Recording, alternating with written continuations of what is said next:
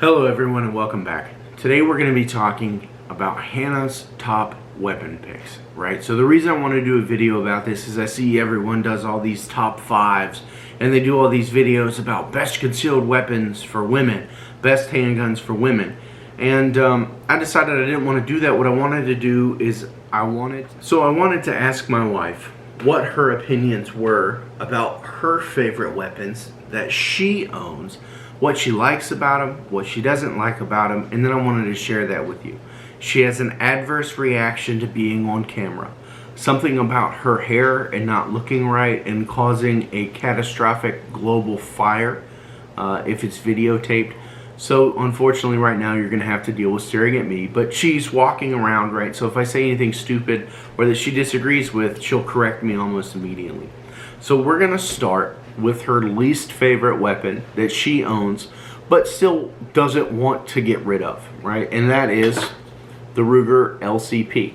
So what she has told me that she likes about it is that it is small, it is easy to carry, it's easy to conceal, and if she slides it in her purse or she slides it in her waistband when she's going out for a walk, it doesn't get in the way. What she has expressed very, very pointedly that she does not like is due to the very high height of the slide in relation to your hand, in relation to the small grip. There's a lot of recoil out of this little pistol. It's fairly stout and it is not fun to shoot. And that was the first thing she said was, I don't like shooting it and I don't like little guns. But it is convenient to carry, and that's the only reason that we still have it and haven't gotten rid of it. It's because it is so easy to carry, and it is really easy to get with the program compliance I have talked about on another video of you always need to have a weapon. So that's why this one made the list, though it is at the very bottom. Is it small stature allows it to be easily carried. 380 is enough of a round in a lot of situations, or at least as a deterrent, and the weapon is very easy to get on board with program compliance and everyday carry just off of its size. So next we're going to move up the list, and this is the first and only revolver on the list. So anyone who's a huge revolver fan out there, I want to go ahead and apologize. Again, empty. So this is Smith & Wesson Model 10 snub nose, and this was one of the first pistols that Hannah got, right? This was one of the first ones that she purchased. Then it was at the recommendation of a gun store owner, right? You saw a woman coming in, recommended a 38 caliber revolver, and he did sell her a very good one. You know, this is an older steel frame. It's not a piece of crap like a Charter Arms or an LCP. I mean, it is a Smith & Wesson. It does shoot very well for being as small as it is. But again, it suffers the same downfall as the little LCP does, and that it's just incredibly small. And this is one of the larger of the 38 caliber revolvers. I mean, this is a 6 round. It's big enough that even my hands can hold it, but it only holds 6 rounds, which she does not like about it. It is a revolver, and she's expressed that she's not a fan of shooting revolvers. She much prefers auto loaders. Because they're simpler to reload. You know, the whole thing about reloading a revolver and trying to use a speed loader or trying to drop 6 rounds in the chamber, it's a real inconvenience. And she doesn't like it. And I think if you're watching this and you're looking at buying a weapon for a female, or you happen to be a female and you're watching this, really make sure if you want a revolver or you get a revolver for the female that you're shopping for, that is because she wants a revolver and not because you think a revolver is the answer. So revolvers come with their own issues, right? Like the cylinders have to be timed. You have to get them checked at least every now and again. The forcing cones do heat up when you shoot excessively. There's a risk. There's a ton of powder flash that comes out of in between where the cylinder and the forcing cone is in the barrel. They're not quiet. I actually think they're a lot louder than auto-loading handguns. And to be honest with you, I think revolvers are a wonderful teaching tool, but I do not think that they're a viable option for concealed carry. I mean, Again, if it's what you have and it's what forces program compliance and carry compliance, and you carry it every day, great. Then I think that truly is a wonderful reason to get a revolver and to carry it. But to purchase a revolver for somebody because she's a female, she can't work an auto-loading pistol, that is the biggest load of horse crap I've ever heard in my entire life. And an example I want to give you is I have looked over going down the road, and Hannah's been putting on makeup and texting on her phone while driving with her knee. That is multitasking at its finest. And in absolutely no way, shape, or form could I even dream of doing that. I've seen her adjust contacts while driving. I've actually seen her put contacts in and take them out while driving.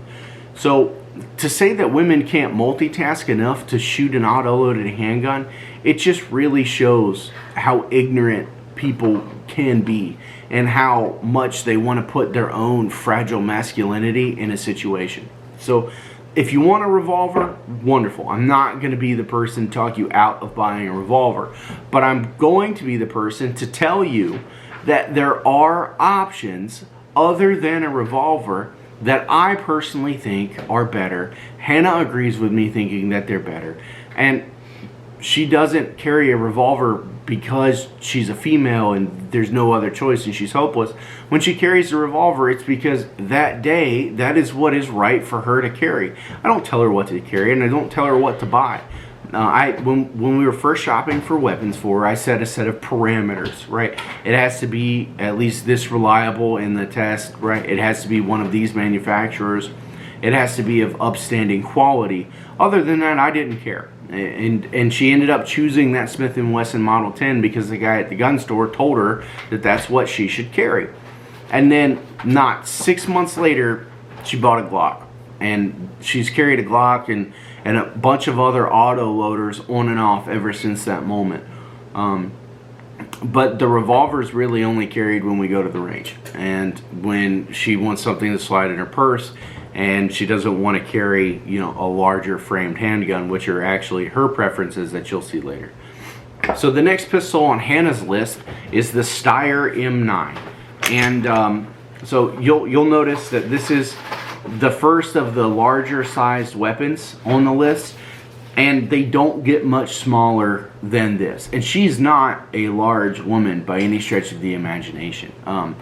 She's very, very, very petite, but to say that, you know, don't get a woman an auto-loading weapon, their hands can't fit around it, get them a subcompact, that's what they're going to prefer, is absolutely insane to honestly believe that. I mean, we're talking about someone that when she got into shooting was 5'7", 125 pounds, and started to prefer full frame, full size, double stack 9mm.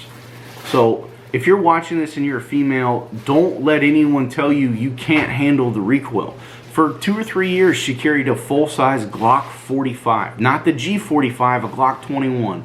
Full-size double-stack 45. It stayed in her purse. I'm not the biggest fan of off-body carry, but that's what I could win with, and that's what we went with. So get what is comfortable. But what I want to talk about the Steyr is, one, we got it because the sights were different. And if you actually look down them, you will see that they are almost trapezoidal in nature. They're kind of cool when you look down them. It has a bump right here on the grip that really forces your hand to get up into the beaver tail that's built in the back of the grip. It also has another notch right under the trigger guard that forces your hand to go up against that trigger guard, and it really forces a lot of good shooting techniques and holding the weapons correctly. And for a while, this is what she carried, and she carried it because it has a fairly high magazine capacity. I think it's either 15 or 17 rounds, and this is their compact. So now they've got the Steyr M9A1, which is a 17 round. It comes with tritium sights. And if this is the kind of pistol you really like, then I would really recommend getting the A1 with the tritium sights, and it has at least a rail on the bottom, so if you decide you want to put a light on it, you have that option, or any of the other attachments. They're also easier to find holsters for. This one was just happened to be in a gun store. We walked by, she picked it up, she liked it, I liked it, and it was a good price, and so we purchased it. Again, this is just a polymer frame striker fire double stack 9mm. It's got the trigger safety. It doesn't have an external safety. Actually, none of these weapons, with the exception of one, have an external safety. And I think that's something to be said, is all of these that made the list do not have an external safety. She grew up not shooting a whole lot. When we started dating, I started shooting, and I've been shooting Glocks for a long time now. Either Glocks, 6 Hour P229s, P226s, P220s. I had one of the P8s, which is a P225 if you know anything about it. And none of those had external safeties. And she kind of grew into that of, hey, this is what I had available. And then when she got a job, she got money, and got her own concealed carry permit, she actually learned that she does not prefer external safeties because it's extra stuff you have to do to get the weapon putting bullets down range. But this is a phenomenal shooting little pistol, and I think that's why it made the list, is she shoots it really well. She doesn't like how the grip feels. She said it's too slick, and she doesn't like how it feels in her hand when she holds it, and she has a hard time getting her hands around it. So we're moving on. Next is the SIG Sauer P365 XL that has the Romeo 0. And again, this is Hannah's pistol. This is not mine. This is 100% hers. And the reason she likes this is because of how small it is. She likes the trigger. They come with a very nice trigger from SIG. What she doesn't like about this, and she actually said this would be much higher on the list if it didn't have it, is she does not like the Romeo 0 red dot. She doesn't like how small the viewing window is. She doesn't like how high it sits off the slide. So we're looking, and we're probably going to swap it with like a Leupold Delta Point Pro, because if you're looking at this, the SIG Sauer P365 XL Romeo 0 uses the exact same mounting base as a Leupold Delta Point Pro. So if you're looking at it and you're like, wow, I really like how that looks, or I think that's something that I could really get into, and something I could really appreciate, but I don't know. If she doesn't like it, maybe I won't. Don't fret, right? So SIG's got wonderful warranties on. They've got 5-year on their optics, and they've got lifetime on their pistols. So this optic is actually going off to get replaced. She managed to shoot it to a point that the optic broke. Not really a big deal. You can still use the iron sights, kind of. So you can see the top of them, and you can see the tritium in it. And when you're using it, you just want to bury the tritium in that rear. And you can actually use the iron sights that come with the pistol, even with the red dot, which is a really cool feature, and that was one of the big selling points of the pistol. But what I think the issue really is the red dot she's used to shooting on pistols, I'll show you, is a Trijicon SRO, which is a very, very large viewing window, and this is very small. So she said she really likes this for concealed carry. It's very easy to slide in a holster, put in her purse, put in her pants when she goes for a walk or she goes for a jog, put in her purse, leaving glove box of her car, anything of that nature. She said it's a very easy pistol to carry, and it's a very shooter-friendly pistol. And she wants to express that in no way, shape, or form is she advocating against getting a P365. It's just on the list. This one happens to fall in number 4 as her favorite pistol, or her favorite weapon. So it's not that she doesn't like it, it's not that she doesn't advocate it against it, it's not that she wouldn't recommend it for somebody. It just that happens to be where it falls in the list of her favorites. So if you're looking at one of these, one thing that I will tell you is that it is a smaller pistol. I think it's an absolutely wonderful carry pistol, just as SIG Sauer intended it to be, the 365-day-a-year carry pistol. And this one's actually longer, so this is the XL. So if you get the regular P365, it's substantially smaller and shorter. It feels good, even in a full size hand. So Hannah's got very small hands. It's not a secret.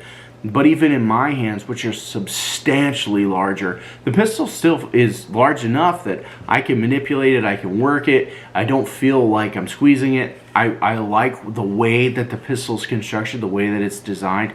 It doesn't have that insane amount of flip like the LCP or other micro or pocket pistols, if you will.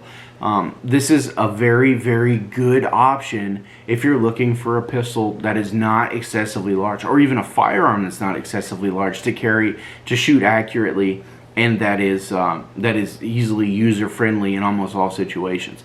The reason really why this pistol is so high up on the list is because it can be used for anything, and that's kind of what she likes about it. Is it's really easy to go from carrying it, a concealed carry, an everyday carry, and then when we go to the range, she doesn't have to grab a larger gun that's more fun to shoot, that's easier to shoot, that's more user-friendly. She just grabs this one or pulls it out of her purse, and she's ready to go. Whereas, you know, if you're carrying something like this, or even this, when we go to the range, you got to grab another pistol. I mean, you really do. In order to have fun and keep up with everybody else, you're going to have to grab another, a larger handgun. And I think this is about the size that you can have fun with at the range, and you can keep up and you can do all the same drills as everybody else with your pistol, which makes it a wonderful, wonderful pistol, because you can practice your real shooting, you can practice your concealed carry shooting, you can carry it, and you can carry it in multiple facets or capacities.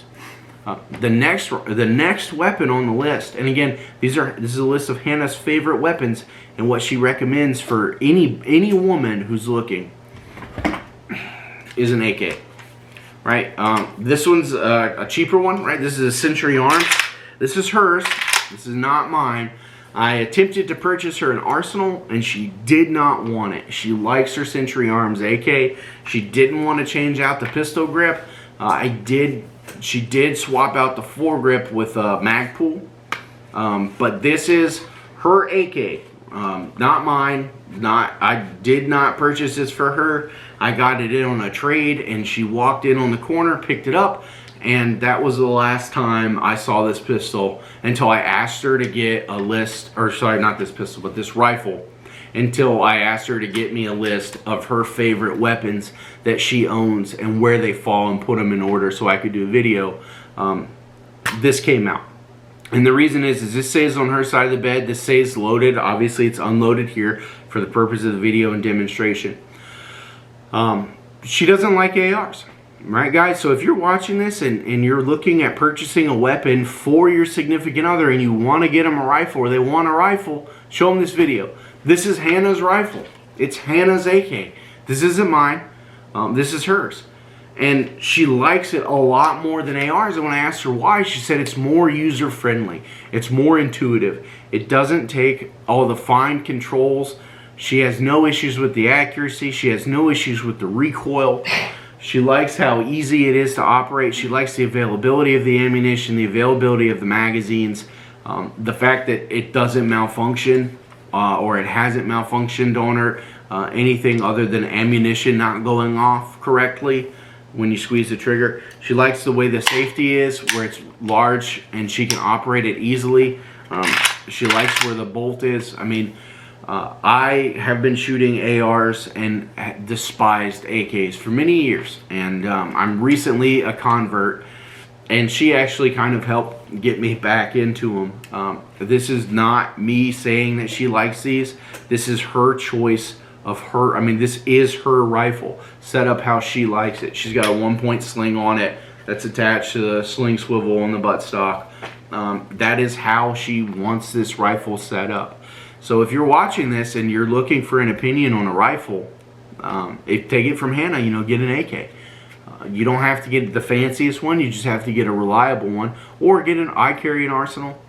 She likes her Century Arms underfolder because of how small it becomes. And she said she likes it because you can fold the buttstock up, and then when you're moving it, it's not big, it's not clunky, it's easy to put in a bag, and it is easy to move around and to transport. So if you're looking for something that's easy to use, has very available magazines and ammunition, she likes AKs, guys. So don't think that just because you're dealing with a female that they can't handle the recoil. That's the dumbest thing I can ever hear. It drives me absolutely insane when people say it. The fact to think that a woman couldn't handle the recoil of a rifle is completely and totally asinine. And again, this just goes to show, I've taken plenty of women shooting, and what I've found is the learning curve on an AK is much steeper than on an AR. Dovetail sights are really easy to use. They're really easy to explain, and what I've found is most women enjoy them a lot more than the peep sights, and it's a much steeper learning curve, which is why I think they're a lot more popular, because you can get rounds on target a lot quicker, and the sights are a lot more similar to what they're used to seeing if they have any experience with a handgun. It's a lot more simple to get rounds on target, which is where you start having fun. So I think that's why she prefers the AK, is because it's a lot. I mean, we don't have peep sights on any of the pistols, so the learning curve for the AK was almost non-existent.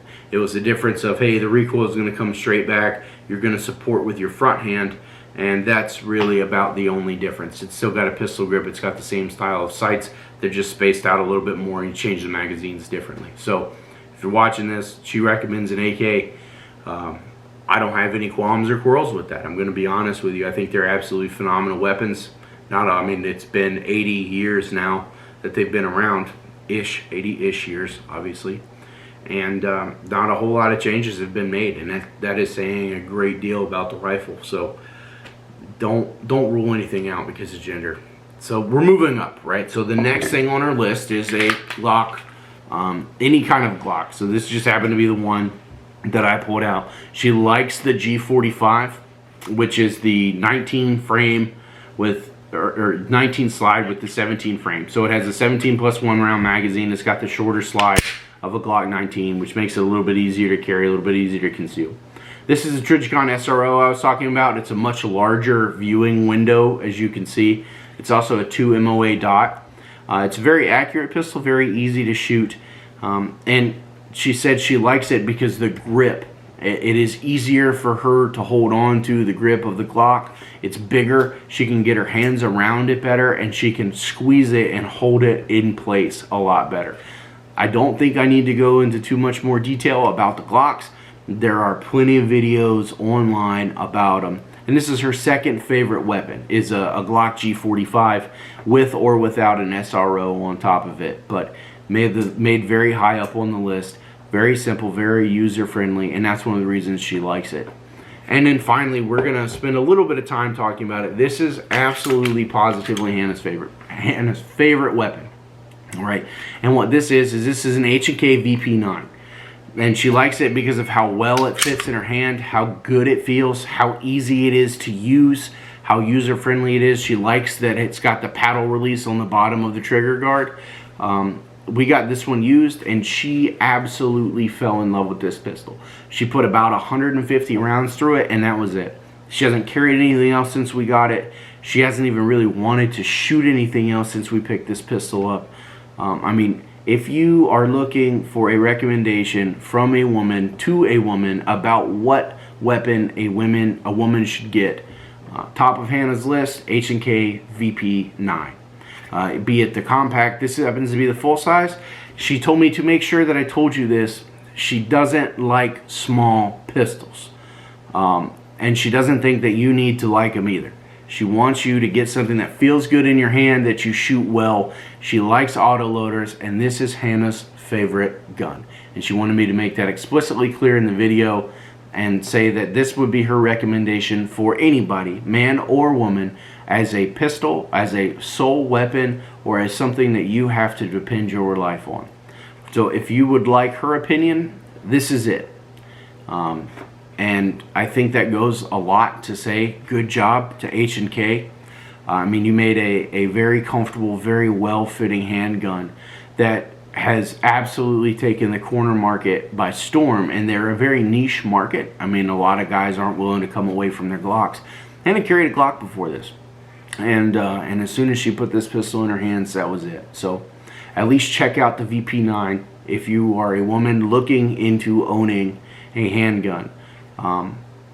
You know, make sure that you at least look at one of these. Make sure you put bullets through them. Make sure you shoot them at a range. Don't listen to what anyone else says, right? Listen to Hannah. At least try the VP9 for yourself. And really that goes with anything. I don't want you to watch this video and think that I am trying to tell you something. These are literally her recommendations in the order. All of these are her firearms. She has a multitude more. And this is the order that she would recommend to another female of what to get and what to trust your life to. And again, the AK is on the list too, and that's number 3. So it's very, very high up. And then again, so we're going to go back through in order, real quick recap. So number 1, absolutely positively without a shadow of a doubt, H&K VP9. Number 2, Glock G45. Number 3, Century Arms Underfolder AK or an Arsenal Underfolder AK. Hers is a Century, she likes the Century, and she recommends it. Number 4, Sig Sauer P365 XL Romeo 0. It's got the red dot on it. Number 5, Steyr M9. Number 6, Smith & Wesson Model 10 Snub Nose. I think this is an 1 5/8 barrel. And number 6, last on the list, but would still recommend to concealed carry or to own for anybody, is a Ruger LCP M380. Her least favorite handgun, the only reason this one even made the list and still exists within the confines of our house, is because of how easy it is to carry and how much it supports the program compliance that we both believe in.